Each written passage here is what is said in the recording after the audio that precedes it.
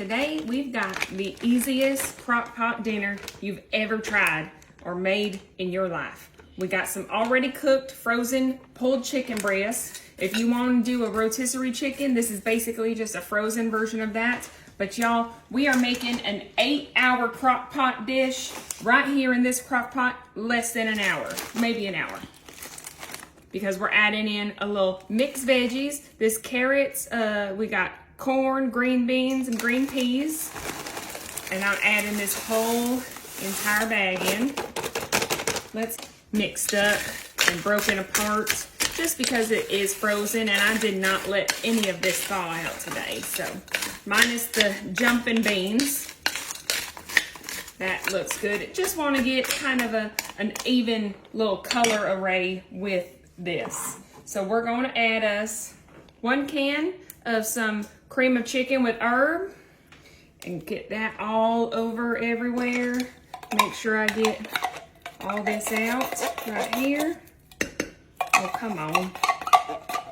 There we go. Okay, there's 1 can of cream of chicken with herb. If you just find the regular cream of chicken or basically any 2 cream of whatever's you got is gonna work. My favorite, cream of celery. Get this on out. So now, this one didn't come out halfway at all, but we're gonna get every last little bit of that cream of celery, y'all. Cream of celery, that smells even better than it tastes, y'all. Let's get a nice mix up. And this is gonna be a lot of mixing, but y'all, don't worry about it. It's gonna pay off in the end, most definitely.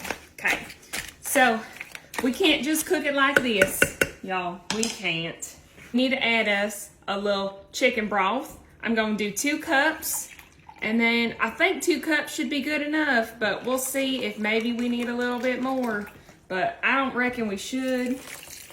But I'm just gonna pour that right on in there, and then give it another good little stir and mix. Get all that juice and everything just mixed up, mixed around. This is gonna be perfection, y'all. I promise you that. So now, y'all, you're like, okay, Kiera, we've seen you make this before, time or 2 or dozen, but y'all, you have not seen it with the little flaky layers, grand old biscuits. So just get this right here. Do a little karate chop.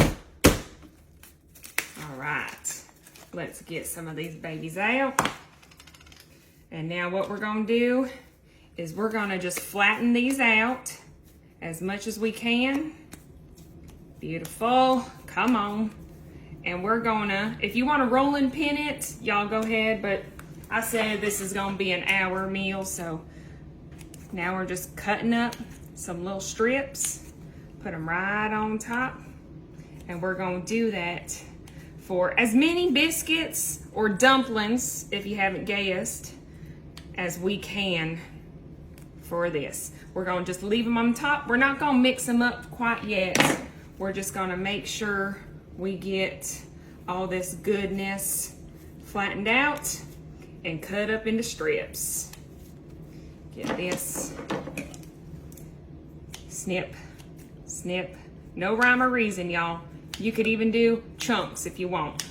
Just gonna get the rest of this. I kind of decided that I was just gonna let the scissors do the cutting and just stop thinking.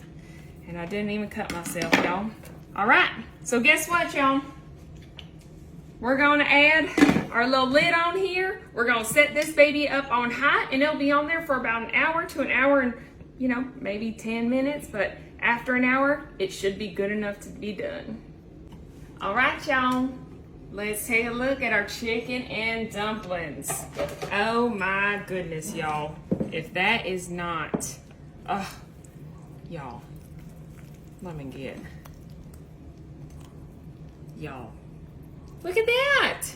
Look at how creamy that is. Now what I am gonna do is I'm gonna let this kind of just sit here and cool off and keep warm, because y'all, we're gonna want this little gravy to kind of thicken up a little bit, and we're gonna let this baby on settle, And then we'll be able to cool this off and eat it and just enjoy this nice little rainy Georgia afternoon.